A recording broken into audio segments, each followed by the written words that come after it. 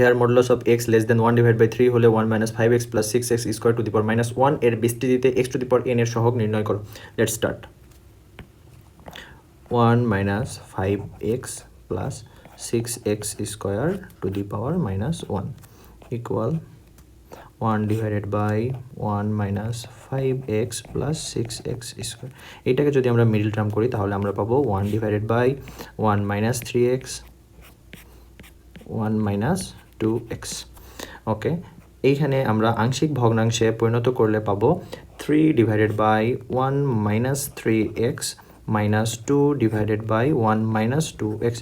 তোমরা যারা আংশিক ভগ্নাংশে প্রকাশ করাটা বুঝতে পারোনি তাদের জন্য আমি আগের থেকেই করে রেখেছি, তোমরা একটু কষ্ট করে এটা দেখে নিবে কীভাবে হচ্ছে আমরা আংশিক ভগ্নাংশে প্রকাশ করেছি।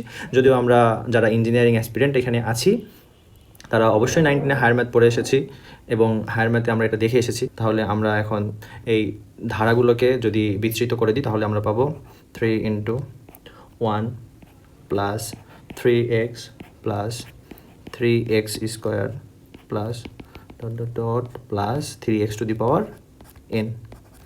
অবশ্যই এরপরেও আমাদেরকে ডট ডট দিয়ে বোঝাতে হবে যাতে ধারাটা অসীম পর্যন্ত বিস্তৃত হয়।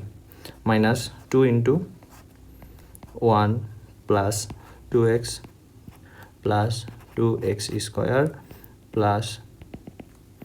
Plus 2x to the power n plus dot dot dot. তাহলে আমাদের x to the power n এর সহগ চেয়েছে। x to the power n এর সহগ equal 3 × 3 to the power n - 2 × 2 to the power n। এই যে 3, এই 3-র সাথে এই 3x to the power n কিন্তু গুণ আকারে আছে। ঠিক একইভাবে এই 2 এর সাথে 2x to the power n গুণ আকারে আছে। এখানে 3 টু দি পাওয়ার n হয়, x to the power n হয়। এখানে 2 টু দি পাওয়ার n হয়, x to the power n হয়।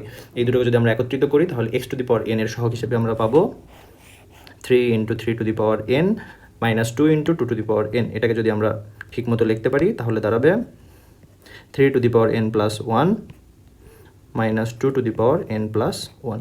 এটাই আমাদের কাছে অ্যাবসলিউট অ্যান্সার।